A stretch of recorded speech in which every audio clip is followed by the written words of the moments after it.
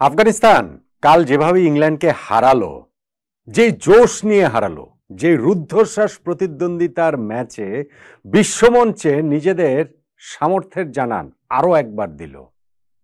তাদের পতাকাটা উঁচিয়ে ধরলো উঁচু থেকে আরো উঁচুতে। সেটা দেখে বাংলাদেশের জন্য আরেক দফা আফসোস, হাহাকার, দুঃখ, কষ্ট লাগাটাই তো স্বাভাবিক। আফগানিস্তান আমাদের কত পরে শুরু করে কত তাড়াতাড়ি কত দূরে চলে যাচ্ছে, আমাদের ধরাছোঁয়ার বাইরে চলে যাচ্ছে। সাদা বলের ক্রিকেটে ওয়ানডে এবং টি-20-তে আমরা আফগানিস্তান থেকে পিছিয়ে আছি, অনেক অনেক অনেকখানি পিছিয়ে আছি। এইটা আমাদের স্বীকার করতেই হবে। কাল ইংল্যান্ডের বিপক্ষে আফগানিস্তান যেই পারফরমেন্সটা দিয়েছে, সেটা টিম পারফরমেন্সের কথা বলুন, সেইটা তাদের ইন্ডিভিজুয়াল প্লেয়ারদের পারফরমেন্সের কথা বলুন, এর ধারে কাছেও কি কিছু আমরা আমাদের প্লেয়ারদের কাছ থেকে প্রত্যাশা করতে পারি? ধরেন আজকে পাকিস্তানের বিপক্ষে ম্যাচে বা ইন জেনারেল আমাদের ক্রিকেট অ্যাপ্রোচে আফগানিস্তান কি কি করেছে দেখেন। আমি জাস্ট একটু তুলনা করার জন্য বলছি। ইব্রাহিম জাদরান তিনি 177 রানের একটা ইনিংস খেলেছেন, যেটা চ্যাম্পিয়ন্স ট্রফির ইতিহাসে সর্বোচ্চ রানের ইনিংস। আমাদের কোন ব্যাটসম্যানটার আমাকে একটু বলেন তো 177 রানের ইনিংস খেলার সামর্থ্য রয়েছে এইরকম ওয়ার্ল্ড স্টেজে? আমাদের ক্রিকেট ইতিহাসে ওয়ানডেতে হাইস্ট স্কোরই এত বেশি নাই, 176। ঠিক আছে, ওইটা লিটন দাস করেছিলেন জিম্বাবুয়ের বিপক্ষে দ্বিপাক্ষীয় সিরিজে। আমাদের এরকম আইসিসি ইভেন্টে হাইয়েস্ট স্কোর হচ্ছে কি আমরা 130 আমাদের কোনো ব্যাটসম্যান করতে পারেন, 128 প্রবাবলি এটা হাইয়েস্ট স্কোর। সো আমি বলছি যে এইরকম পারফর্ম করার সামর্থ্য আমাদের কোন ব্যাটসম্যানের রয়েছে। এবং এইখানটাতে একটা রিমার্কেবল যে জিনিসটা, ইব্রাহিম জাদরান ওপেন করতে নেমেছেন, তিনি একেবারে ইনিংসের 50 নাম্বার ওভারে গিয়ে আউট হয়েছেন। এই যে এত সময় ধরে খেলার যে ফিটনেস, এটাই বা আমাদের কোন ব্যাটসম্যানের রয়েছে? ইব্রাহিম জাদরানের ইনিংসে 177 রানের ইনিংসের মধ্যে তার 55টা সিঙ্গেলস রয়েছে, 19টা ডাবলস রয়েছে, অর্থাৎ 93 রান তিনি নিয়েছেন ক্রিজে দৌড়ে। 46 নম্বর ওভারে তিনি 4টা ডাবল নিয়েছেন। আমাদের কোন ব্যাটসম্যানের এই স্ট্যামিনা, ক্রিকেটেও দক্ষতার কথা বাদ দেন, এই স্ট্যামিনার জায়গাটা আছে আমাকে একটু বলেন তো দেখি। দেখুন ভারতের বিপক্ষে প্রথম ম্যাচটাতে, এভাবে আলাদা করে একটা ম্যাচ ধরে আমি বলছি, ওটা আমি ইন জেনারেলি আসলে প্রশ্নটা করছি। ভারতের বিপক্ষে প্রথম ম্যাচটাতে আমাদের 35 রানে 5 উইকেট পড়ে গিয়েছিল। তারপর আমাদের একটা পার্টনারশিপ হয়েছে 154 রানের, খুব ভালো কথা, খুব ভালো পার্টনারশিপ। কিন্তু আফগানিস্তানের দেখেন ইংল্যান্ডের বিপক্ষে ম্যাচে 37 রানে তাদেরও তো 3 উইকেট পড়ে গিয়েছিল। তারপরে তাদের 3টা পার্টনারশিপ হয়েছে, 103 রানের, 72 রানের এবং 111 রানের। এবং সেই পার্টনারশিপগুলো দেখুন, ইব্রাহিম জাদরানের সাথে হাসমতুল্লাহ শাহিদির পার্টনারশিপটা হয়েছে ওই যে 103 রানে, সেটা 124 বলে। এরপরে আজমতুল্লাহ উমরজয়ের সঙ্গে জাদরানের যে পার্টনারশিপটা হয়েছে 72 রানে, সেটা 63 বলে। এবং মোহাম্মদ নবীর সঙ্গে জাদরানের যে পার্টনারশিপটা হয়েছে সেটা 55 বলে। পার্টনারশিপের আপনি পেজগুলো চিন্তা করে দেখুন, ঠিক যেই সময় যেটা করা উচিত, শুরুতে হচ্ছে ওই রিবিল্ড প্রসেসের কারণে পার্টনারশিপটার রান অত দ্রুতগতি না, পরের পার্টনারশিপটা আরেকটু দ্রুতগতি, এবং লাস্টেরটা হচ্ছে গিয়ে 200 স্ট্রাইক রেটে ওই পার্টনারশিপের ব্যাটিং। আমরা এইটা মিডল অর্ডারে গিয়ে পরপর 3টা পার্টনারশিপে এরকম করার সামর্থ্য কি বাংলাদেশের ওয়ার্ল্ড স্টেজে গিয়ে আছে? আমাকে একটু বলেন তো দেখি। আমাকে একটু বলেন যে আজমতুল্লাহ উমরজয় যে ক্লাচ পারফরমেন্সটা দিয়েছে, আমাদের এইরকম পারফর্মার কি আসলে আছে কিনা? ব্যাটিং এ নেমে তিনি 31 বলে 41 করেছেন, তারপরে বোলিং এ তিনি 5টা উইকেট পেয়েছেন। এবং কোন সময়ে তিনি উইকেটগুলো পেয়েছেন? শুরুতে ফিল সল্ট ভয়ঙ্কর বিস্ফোরক হয়ে উঠতে পারেন, তার উইকেটটা নিয়ে তিনি ব্রেক থ্রু দিয়েছেন। এরপরে যখন ম্যাচটায় ইংল্যান্ড ছিনিয়ে নিয়ে যাচ্ছিল আফগানিস্তানের কাছ থেকে জো রুট ও জর্জ বাটলারের পার্টনারশিপে, সেই পার্টনারশিপ ব্রেক থ্রুটাও তিনি দিয়েছেন জর্জ বাটলারকে আউট করে।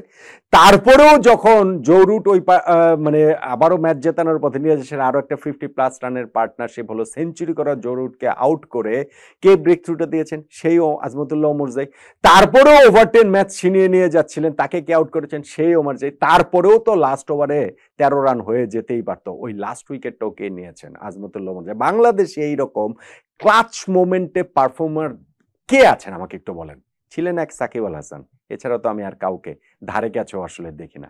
আমাকে বলেন আজমতুল্লাহ উমর যে অলরাউন্ড পারফরমেন্সটা করছেন, এরকম অলরাউন্ডার কি আমাদের দলে রয়েছেন? কেউ আছেন?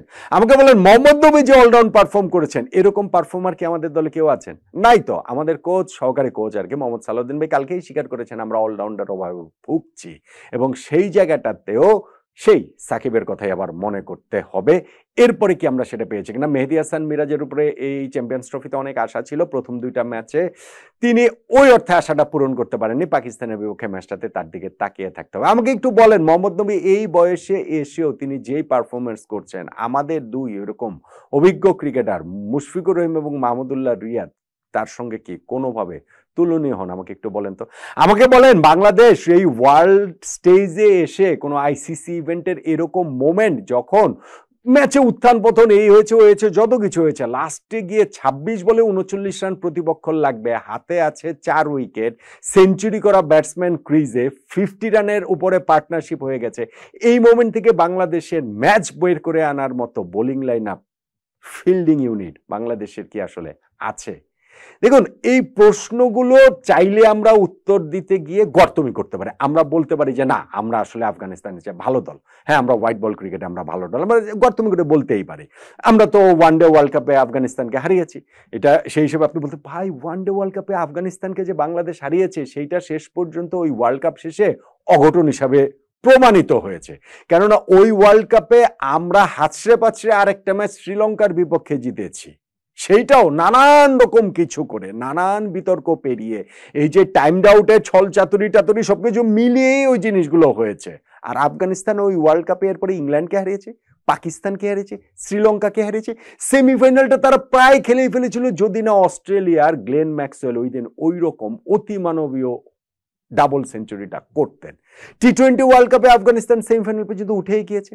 তারপরে গিয়ে এইবারের এই চ্যাম্পিয়ন্স ট্রফিতেও দেখেন সেমিফাইনালে খেলার একটা রিয়েলিস্টিক চান্স তারা তৈরি করেছে। কিছুদিন আগে আমরা যে দ্বিপাক্ষিক সিরিজ ওয়ানডেতে খেলেছি সেইখানে আফগানিস্তান আমাদের বিপক্ষে জিতেছে।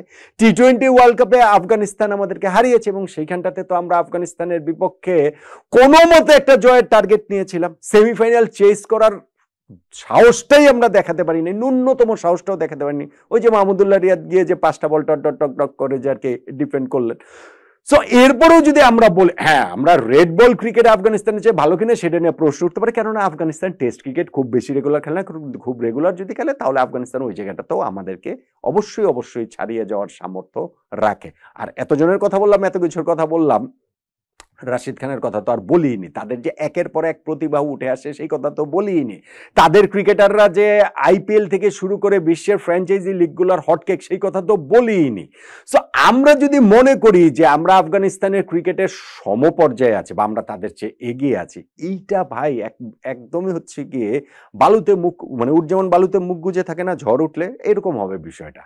আসলে আমরা অনেকখানি পিছিয়ে আছি, এটা অ্যাডমিট করে আমাদের ক্রিকেটটাকে কিভাবে এগিয়ে নিয়ে যাওয়া যায় সেই জায়গাটাতে যদি আমরা মনোযোগ না দিই, আমরা যদি শুধুমাত্র ওই স্বল্পমেয়াদী প্ল্যানই করতে থাকি, তাহলে এদেশে ক্রিকেট এগোবে না। হ্যাঁ দেখেন, আমি আপনাকে বলি ঘটনাটা কি ঘটতে পারে। পাকিস্তানের বিপক্ষে আজকে বাংলাদেশ জিততে পারে, আমি জিতবে বলছি না, আমি বলি ধরেন বাংলাদেশ জিততেই পারে।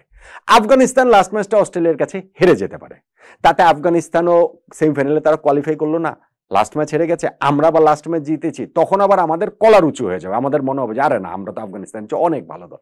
না রে ভাই, এই যে 2-3টে ওয়ার্ল্ড ইভেন্টের কথা বললাম, ফ্র্যাঞ্চাইজি লিগগুলোর কথা বললাম, বিভিন্ন দ্বিপাক্ষিক সিরিজের দিকে তাকান, আফগানিস্তানের প্লেয়ার আমাদের প্লেয়ারদের দিকে তাকান, আফগানিস্তান আমাদের চেয়ে অনেক এগিয়ে গেছে। এবং কালকের এই ম্যাচটাতে ইংল্যান্ডের বিপক্ষে তাদের যে পারফরমেন্স, আমি যে কয়েকটা পারফর্মার ধরে এবং টিম হিসাবে সবকিছু মিলিয়ে যে বললাম, এগুলো বাংলাদেশ টিম হয়তো আগে করতে পারতো, হয়তো 2015, 16, 17, 19 পর্যন্ত ওই সময়টাতে হয়তো বাংলাদেশ করতে পারতো।